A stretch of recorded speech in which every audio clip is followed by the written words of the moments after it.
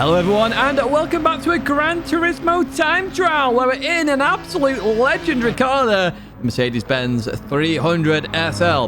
They're at Watkins Glen, a big Willow, so the nice version of Watkins, on comfort medium tyres. I'm going to say this is an easy time trial for you, so the goal should be really realistic and reachable for a lot of you there. I'll put it around the 135.4, and the critical part of this is all about car control. So controlling the weight and just being smooth. If you do enjoy this video, as always, do give it a like and do subscribe to the channel to stay in touch with all the latest content. But without further ado, let's jump into this one then. Let me explain how to get that 2 million credits. So as we head towards turn number 1, focus on the left-hand side. You've got these poles holding up the fence. The third to last one, so you can see there's two more on the duller part of the screen. The third to last one there that's lit up there, that is your brake marker for turn 1. I want you to go hard on the brakes. Stay in 4th gear. 4th gear is the more stable one. As you get to 50, then turn in and try and maintain 80 miles an hour. I did 82 there. That's one of my best turn 1s that I've done.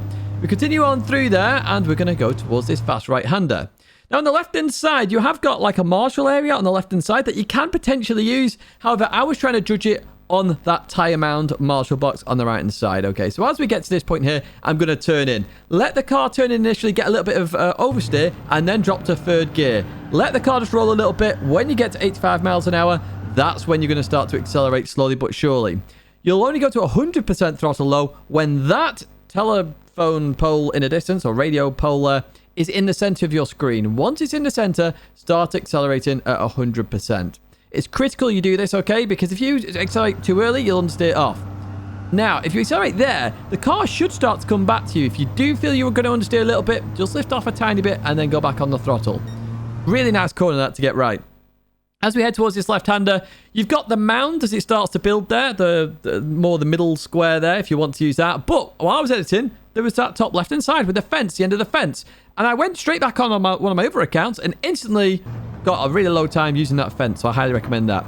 Drop to 3rd gear at the very latest in the braking zone there because you want to keep it stable through the corner. Now, as we go through here, you're going to be lifting on and off the throttle just to maintain a nice line. But this curb here, the end of it, is a really nice brake marker. You want to dab the brakes just to slow the car down a little bit. It'll force the front to come in and potentially you'll get a little bit of oversteer, but it should be catchable because you're going to drop in terms of speed. Notice here now, I'm trying to control the car with the throttle and I'm not even 100% yet until I'm straight there.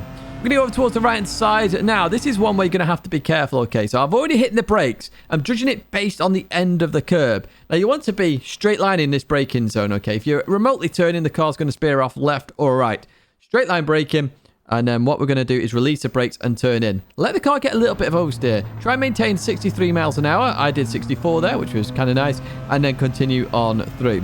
When you get to the crest of the hill here, go to 4th gear. It'll just reduce that understeer a tiny bit so you don't go off into the dust and desert there on the left-hand side.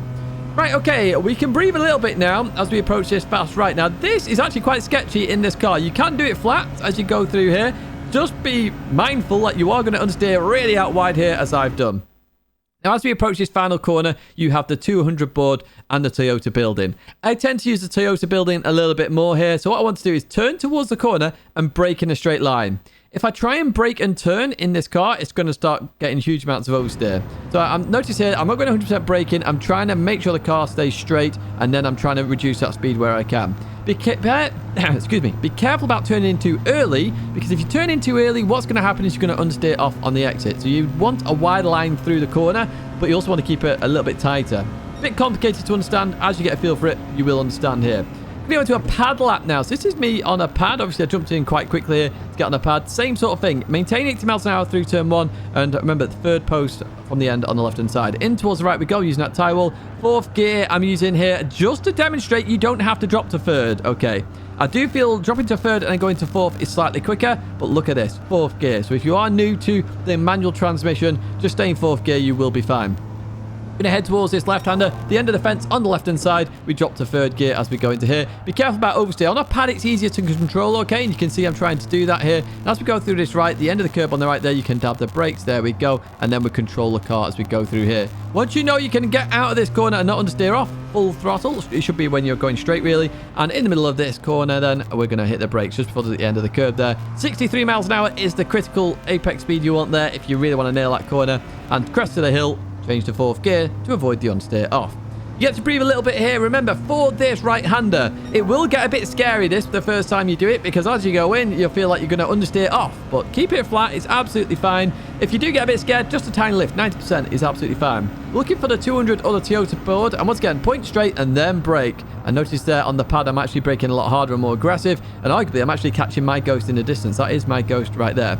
Through we go then, and we're going to head towards the line, and this was a 1:33.6. You can actually chase this pad lap, by the way. If you're on a pad, and you want a pad lap to chase, you can look for this Ghost, okay? It's a 1:33.6. Let's jump back to chase cam then on the fast lap I did. So remember, the third post on the left, as we go into here, I'm using ABS Week as well for those interested as we continue on through there.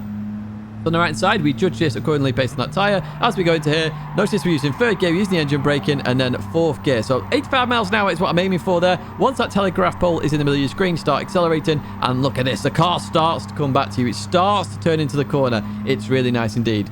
To the end of the fence on the left-hand side, it is far on the left. I do realise that. As we come into here, staying in fourth gear and a delayed downshift to third, and that's to avoid oversteer as we continue on up here. End of the curb on the right side, we're going to dab the brakes and turn in a little bit. Now control the car with the throttle. Notice my throttle controller is up and down like a yo-yo. Just trying to maintain the speed and increase it a little bit where I can. Before the end of the curb here, hit the brakes, turn in, a little bit of oversteer. 63 miles an hour is what you're aiming for as a minimum as we continue on through there.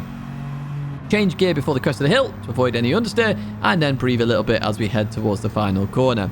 This time trial is all about car control, you know, so I'm up and down the throttle there. I'm trying to control the weight of the car. It's an old car here. The weight shifts, the center of gravity is huge there as we continue on here. So we're looking for the 200 board or the Toyota build in here, and what we do, we turn in a little bit and then make sure the car does not oversteer. So we're trying to keep the car straight, so no aggressive braking there. Could go harder brakes initially and then come off it quite quickly like I did on the pad, or like I did there. It was more progressive in terms of 75% and then down a little bit more to try and maintain a straight car as we go through that corner.